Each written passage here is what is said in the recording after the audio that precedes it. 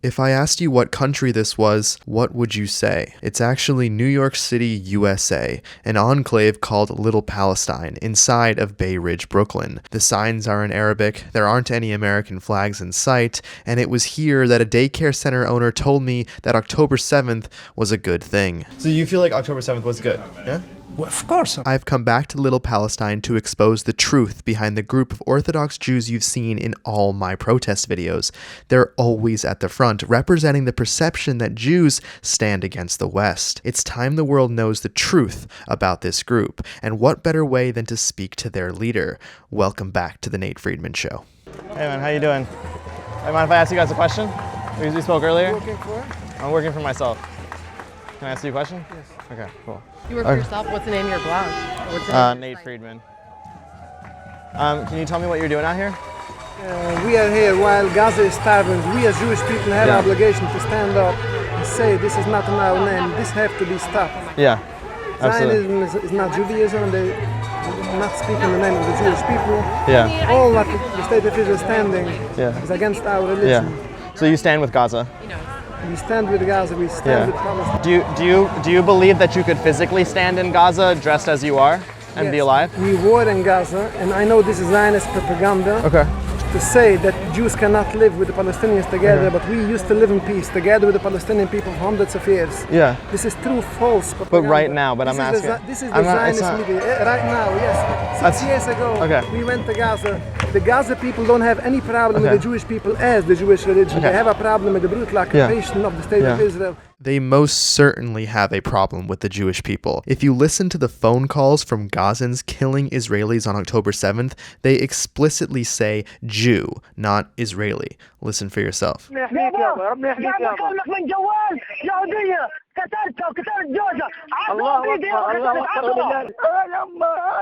Now, there are countless videos like this, but watch this Gazan woman talk about Jews. حماس مش مشكلة حماس قيادة حماس أي شيء المهم يعني نفسي يمحوا شيء اسمه يهود عن وجه الأرض.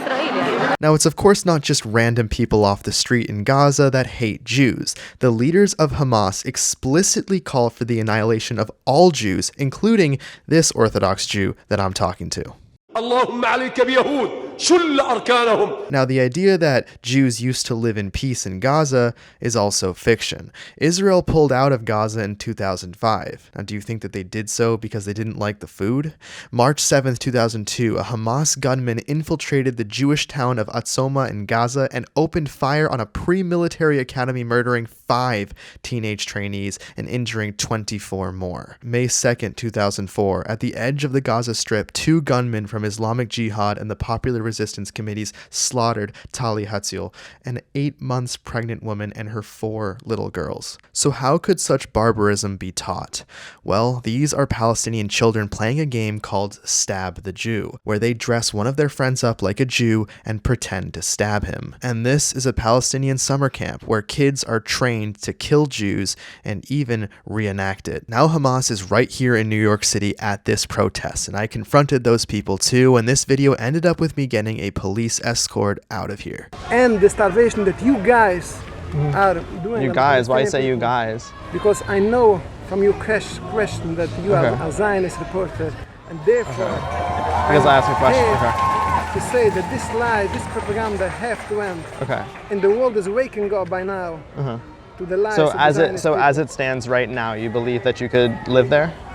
Of course, they don't have any problem with the Jewish people as a Jewish religion, and you will find the Hamas charter saying Yeah. they have no problem with the Jewish people. No, as a Jewish no. religion. In the charter, they say they want to kill every Jew.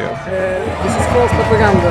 They- Okay. I'm actually surprised. We just started the interview and he's already defending Hamas. I thought it would take just a bit longer, but just goes to show how crazy this interview is going to get. So the charter absolutely says that. In the Hamas covenant from 1988, they write, "The day of judgment will not come about until the Muslims fight the Jews. The stones and trees will say, O Muslims, "There is a Jew behind me, come and kill him." Okay, so not very nice. Now in 2017, they made some changes to have a more broader appeal, so they would replace Jew with Zionist, saying things like Hamas affirms that its conflict is with the Zionist project, not with the Jews because of their religion. Now here's the issue with that. Their changed charter to just pretend that they're not anti-Semitic didn't stop their leaders from just telling the truth in their speeches. Here's a Hamas leader going into extreme detail of what to do with Jews. وبدنا إياكم يا أهل القدس بالسكاكين امعطوا رقاب اليهود كلها هي تقف على العرق من هان. So there you have it. But this change of charter by Hamas was actually brilliant because it allowed people like the guy I'm interviewing to say, look, Hamas doesn't have a problem with Jews, it's just Zionism. They changed. What do they say in the charter? Changed, in the charter it says clearly they have no problem with the Jewish people, and we have our rabbis who met with the leaders of Hamas and they told publicly they have nothing against the Jewish. I'm sorry, what? You had your rabbis meet with the leaders of Hamas and that's something you're proud of? I guess I couldn't ask for a better introduction to who these people really are. This rabbi I'm talking to represents a group called Neturei Karta, or NKUSA, and here you can in fact see them meeting with Ismail Haniyeh, the former leader of Hamas. Now, Haniyeh celebrated the October 7th massacre while praying in Qatar, seeing the slaughter and saying God is good. Allahu Akbar. Alhamdulillah. He's referred to donations toward Gaza as financial jihad. ونحن إخواني الكرام وأخواتي الكريمات لنطلق عليه الجهاد المالي. Haniyeh called Osama bin Laden a martyr and an Arab holy warrior. Haniyeh once said that we love death the way our enemies love life. That's who NKUSA met with. And Haniyeh didn't kill them because they were useful to him. But of course he eventually would have, just as Hitler did with the Jews who supported him. So why does NKUSA meet with Hamas leaders? They don't just reject the existence of Israel, but they actively work with Israel's enemies to destroy it. Because it's not just Hamas leaders that NK meets with. Here's them meeting with Hezbollah, the Iranian proxy trying to take out Israel and who has killed Americans. NK continues on their terror tour, even meeting with the financial backers themselves, the president of Iran, the country that's continuously bankrolled terror around the globe. Now, while NK is a fringe group, they do have a presence in Israel, the UK, France, Germany, Canada, and a few other countries. They are the token Jews at anti-West rallies that fool people into thinking that Jews in the West hate Israel and their psyop is succeeding. So my question, like you saying that you can coexist there, like I saw a lot of celebrations after October 7th in Gaza that they were cheering for dead Jews. You still feel like you would be safe there? I will repeat what I said already. Well, if you're going to repeit the same thing, you don't have to. But I will repeat. They are on this siege for so many years. They are resisting a brutal occupation. I will not say all what Hamas did. I'm not a lawyer, but I will say that if they hate somebody, it's because the Zionist actions. So who is this guy that I'm talking to that needs to be a lawyer in order to condemn Hamas? Meet Rabbi Yitzhak. When you go to work, he goes to protest. This man has gone to hundreds of protests and he travels the country to do so. Rabbi Yitzhak wants you to believe that Jews globally support Hamas. And his strategy is simple. Be at every single anti-West protest possible. You will see him traveling with his crew, and all these people you see next to him are always with him, partly because NKUSA is a very, very small group with just about 1,000 members. Now let's just take this guy right here next to him as an example. Here's him at another protest, and another, and another, and another. More, and more, hundreds of protests, just like Yitzhak, because that is what they do. NK works very closely with the People's Forum, a protest incubator ran by Roy Neville Singham, a Marxist billionaire living in China whose sole goal is to destroy the West. If you've been watching the channel, you pretty much have that memorized by now. Now, the quickest and most effective way to do it, to destroy the West, is to first install anti-Zionism and then funnel that hatred into Marxism. That's why at the People's Forum, they host classes all about socialism and Marxism right next to the children's books about Palestinian resistance. Haniyeh would be proud of NKUSA today because he's doing exactly what he wanted them to do, and so are many college students who have attended these protests, many of which are not from America, by the way, but imported here with nothing but hatred for the values this country was built on. Remember Mohammed Hussein? A business school student who told me he wants to be the leader of Hamas. He's almost always next to NKUSA at protests. Little do those Jews know that Mohammed wants to eliminate them too. There are countless videos of Mohammed side by side with NK. Now, these protests are obviously extremely coordinated. Remember Veronica Betito, a college student from Canada that wrote papers defending Palestine at Northeastern and now poses with PSL, an organization that supports North Korea and wants to abolish the police. So when we will stand up and we will do God's will to stand up and say, no, this brutal occupation have to be stopped. Yeah. This genocide have to be stopped. We will live together in the beautiful peace. I know the Zionists want it should be bloodshed. Okay, wait, you're talking to me, not Zionists. You're talking to me. I don't speak for them, right? You know that. I do not speak for Zionists. I'm speaking for myself. It could be you don't speak for the Zionists, but the Zionist propaganda is deep in your head. You are speaking, I don't think so. I'm asking questions. I see you brainwashed of the Zionist propaganda to say that Jews and Palestinians have a problem to coexist together. This is the root cause of the Zionist propaganda, and we are here to counter this lie. Okay, so please counter them. So there hasn't been a single Gazan who has reported a hostage to the IDF to get them out. Why? My question is, answer me this question. Who created Hamas? Of course he ignores that question. Not only did Gazans not help rescue the hostages, but watch how they spit on the hostages as they're moved deeper into Gaza.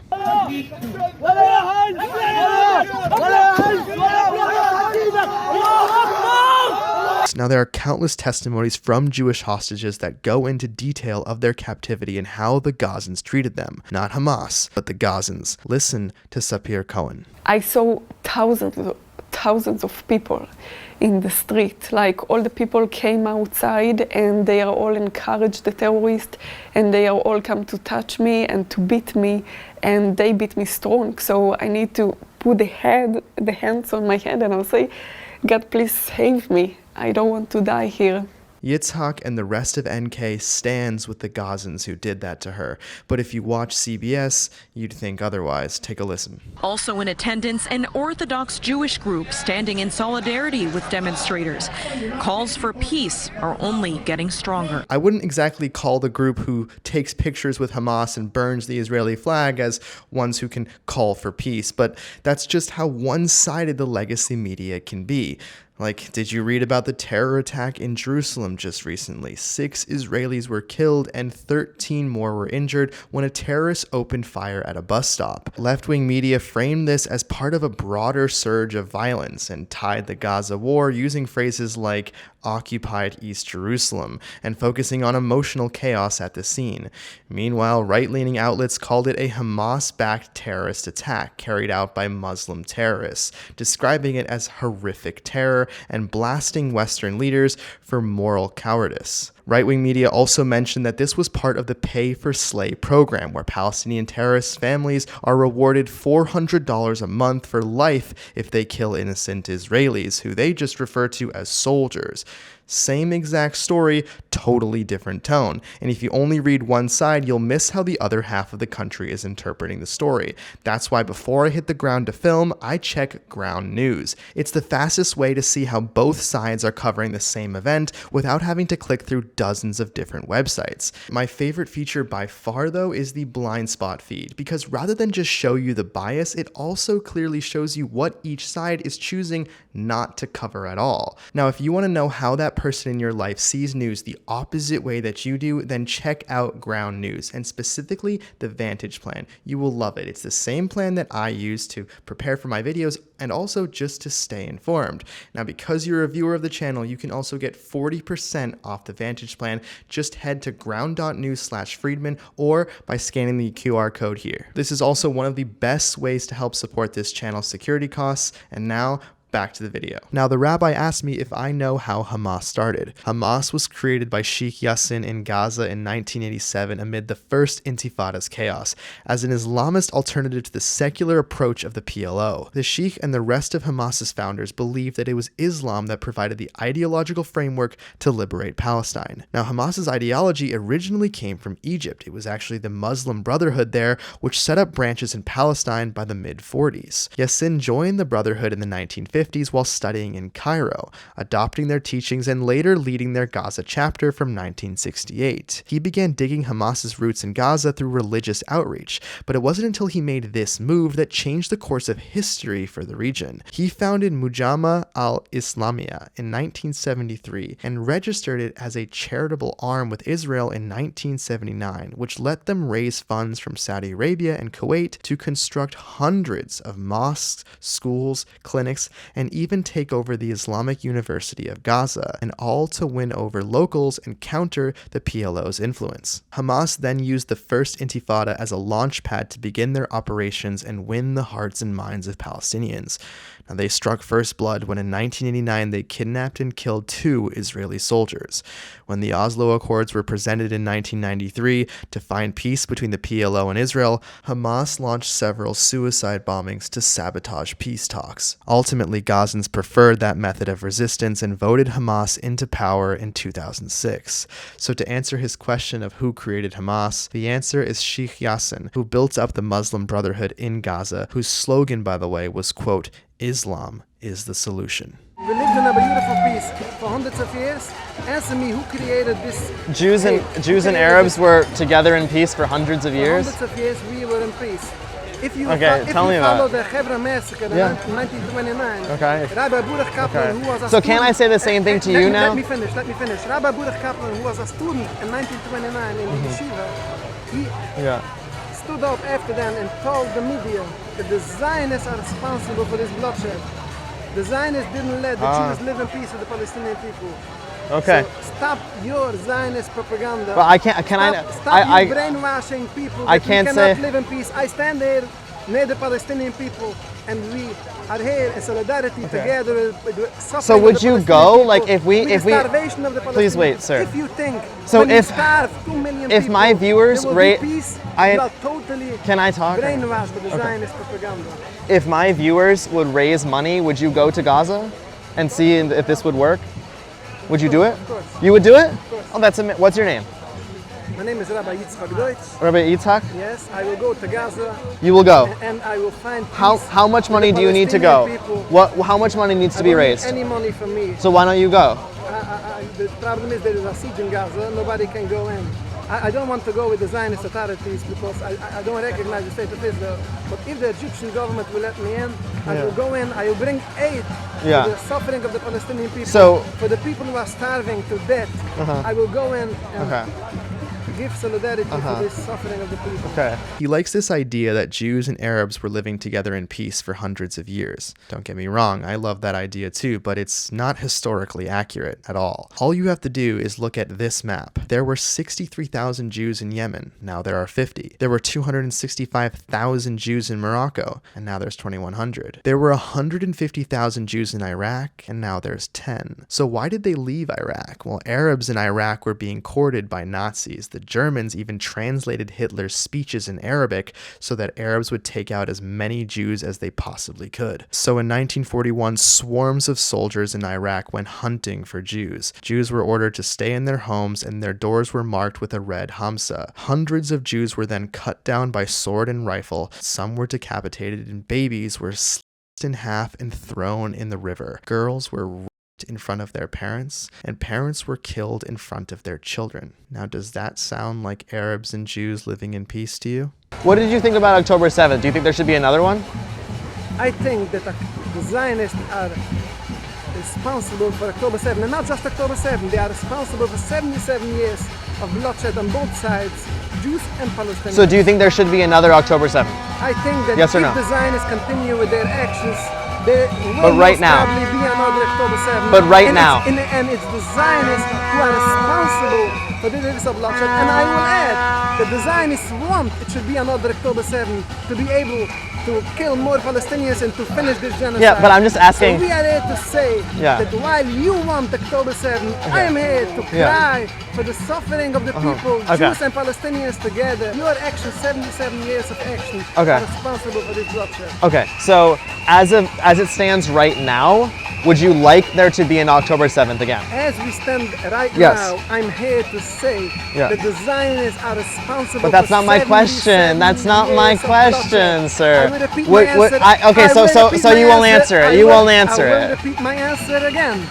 The Zionists are responsible for 77 years of bloodshed, not just October 7th. Okay. 77 But that years. doesn't- but that- Rivers of bloodshed are on the Zionist hand. So you And don't if wanna they answer. will continue. Not if they will continue. I'm will saying see right again. now. I'm saying right now. Unbelievable, the Tomorrow. situation. Tomorrow. 2 million people in Gaza are dying, starving to Sure. death, and you turn a blind eye to this. Why is Israel attacking Gaza Why now? you are doing this? But let me- Why are you turning a blind eye? I'm to not- the my eyes suffering are of the open. people of Gaza, to the starvation of the people of Gaza. Okay. It's our duty as Jewish people to stand up and to say no. This has to be stopped. Then maybe when the occupation will stop, then we will join together the beautiful peace that did exist in I would Palestine. love to prior join together. The movement of Zionism. I would love to join It's together. the movement of Zionism which is responsible, and it's the movement of Zionism and the brainwashing, the Zionist propaganda, like the Okay. media, like you, who is responsible for this rivers of bloodshed. You are complicit of this genocide in Gaza. You are complicit of the killing of the Jewish people around the world and in Israel. You are. It's your responsibility. So why do you think because Gaza's you are being here so okay, before October 7th, there's many videos of Gaza as a nice place. Would you agree or no? Yes. Beach, beautiful buildings, everything. Okay. And then it was destroyed. Destroyed my home. Okay. Destroyed my home. Okay. Gaza was destroyed. Before there was listen. Destroyed my home. Okay. Destroyed my Gaza home. It was not destroyed. I get it. So there were beautiful Destroyed shots. my home. Oh, Israel. Israel. I will say that. Yeah, 100%. Israel committed So a terrible genocide on the people of Gaza. So stop here. Don't go. why any can't you answer further. my question? Stop here. So you will answer it? So it's the Zionist people who created a destruction in Gaza. Listen to me. 2 Just million people are now starving to death, and you are here with your ugly, satanic propaganda of the Zionist but you movement. can't answer my question. Open your eyes and What see happened what you between- created for 77 years bloodshed. Will you stop talking for a second or 77 no? years. You followed the rebellion against God. You know that all the Jewish rabbis were in opposition to the state of Israel. Okay. And we will continue to stand up against the Zionist state of Israel and against its supporters. And we are here. I will finish with that point.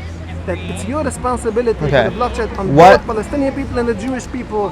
And I cannot understand how a human being can stand and turn a blind eye to the starvation. Are you going to answer one question or no? Killing of the Palestinian Are you done?